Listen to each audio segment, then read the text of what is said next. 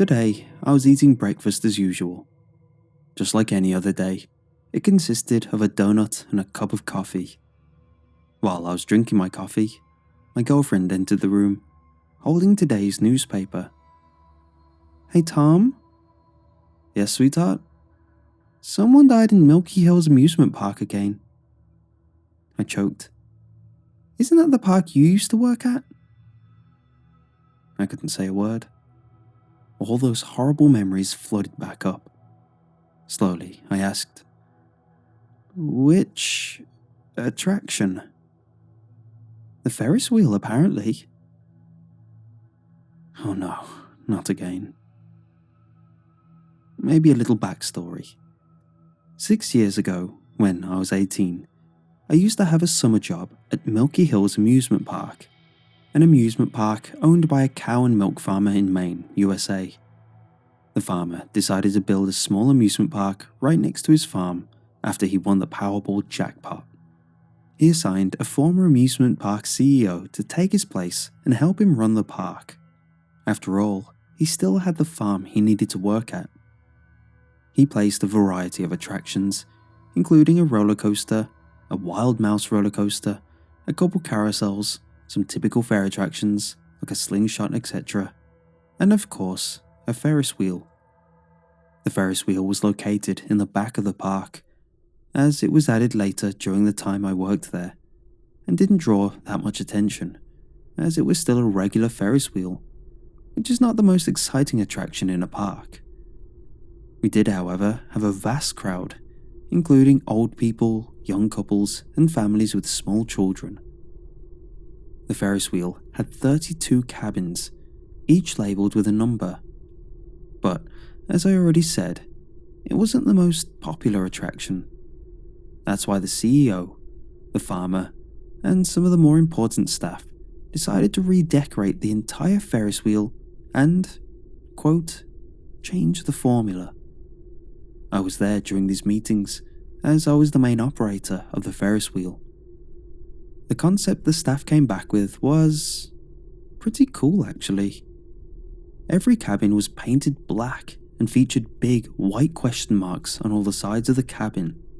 The numbers were removed, and the windows were replaced with tinted, bulletproof, I don't know why, windows. Nobody was able to look inside or outside the cabins.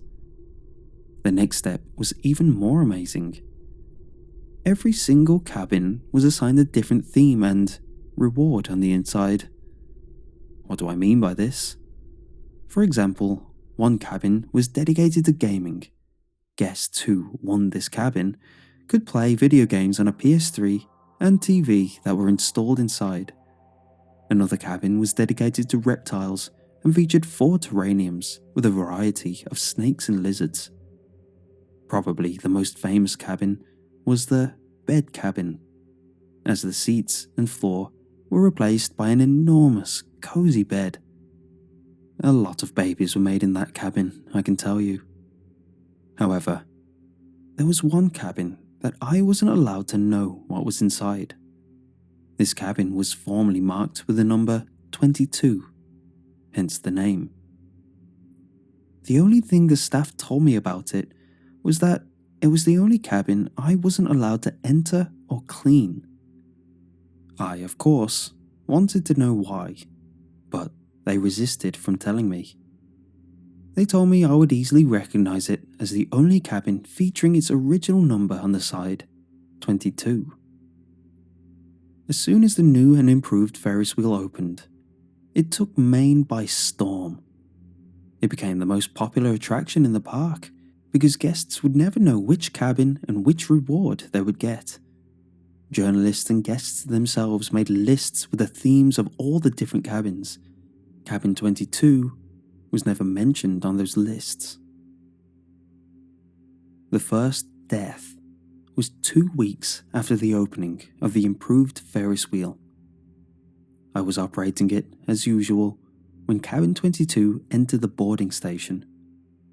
I was prepared, because people who entered this cabin always came out with fear in their eyes, in some state of mild shock or even puking. The cabin itself was painted pitch black on the inside, but that was probably the scariest thing about it. I really never understood the buzz until that day, 2 weeks after the opening. The doors of the cabin opened, and a man, probably around 30 years old, left it with slow steps and that strange look of fear in his eyes. He looked at me and stared for at least 20 seconds. I was starting to get nervous. What was wrong with him? Suddenly, he pulled out a gun, put it in his mouth, screamed, "I'm sorry, Helen, I'm not strong enough," and pulled the trigger. The entire cabin was splattered with bone fragments, blood, and tiny pieces of his brain. I couldn't say a word. This couldn't be happening. What the hell happened to this guy? What happened in that cabin? What did he hear, see, or feel to drive him to such a deed? The entire attraction was shut down for a week, and after investigation, it reopened, with cabin 22 still operational.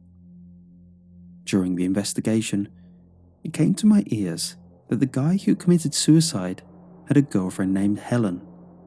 Helen unfortunately died a couple of months ago due to cancer. Even though I was still shocked, I continued to operate it as the CEO doubled my pay for the troubles I had with this attraction. 1 week later, it happened again. Cabin 22 was at the highest point when suddenly I heard a long, loud, high-pitched scream. I looked up and saw the cabin dangling very violently, like they were dancing inside that thing. A few seconds later, I heard glass shatter and a 17-year-old girl jumped through the bulletproof window. She fell a couple of meters down on her head, breaking the neck and crushing the skull like an egg. Again, same procedure. Shut down, investigation, reopening a week later, now with a warning for this cabin that only adults were allowed. I never knew what happened in the life of that girl to bring her to such a deed. But yet again, 2 days after the reopening, the cabin entered the boarding station. The doors opened and no one came outside. I went over to check and started screaming. The couple that entered this cabin 20 minutes ago were laying dead on the ground. Both of them had bruises and small wounds caused by fingernails around their necks. Again, same procedure. Conclusion: they apparently strangled each other. No further details were revealed. After that, I decided to quit my summer job early. The park decided to close cabin 22 for good, until now, years later. For Halloween, the farmer thought it would be a good idea to reopen cabin 22 again as an extra. You guess what happened?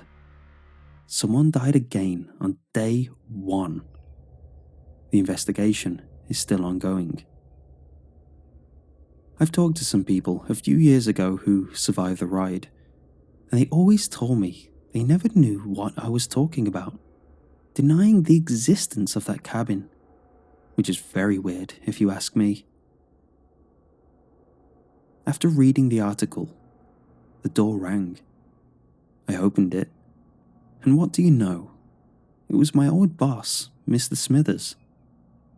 Mr. Smithers was the boss of our section of the park. He was a good guy and acted firm but fair. I would often get lunch with him and some of the other co-workers. Even though I quit my job years ago, I sometimes still hear from him via mail or Facebook. He's still working at the park. As he entered my house, he told me he wanted to show me something. Apparently, he found an old series of DVDs. Each DVD featured a full-length ride of every cabin. One of them was marked with number 22. He asked me if I wanted to see the video with him.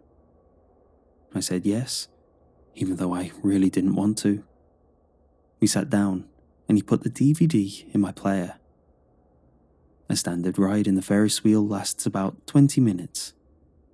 The first 5 minutes, nothing happened. Just 2 black benches in a black interior. But then, I started to see a weird shadow on the right bench. After a minute, it took form. I couldn't believe my eyes. It was my mother. It was my mother, slowly cutting herself with a knife in the arms, the legs, the face. Blood started dripping all over the place. I wanted to look away, telling myself it wasn't real. But I couldn't look away. It was like my eyes were glued to the screen. Suddenly, Mr. Smithers ran to the DVD player and smashed it with his fist. The video immediately ended. Then he ran to the kitchen, took a knife from the drawer, and rammed it into his own throat. My girlfriend, who was in tears, immediately called 911 whilst I was trying to stop the wound from bleeding. He didn't make it. All I can tell you is this. If you ever visit Milky Hills Amusement Park in Maine, USA, never enter cabin 22 of the Ferris wheel. Because whatever the staff did with that cabin, they did it good. Too good.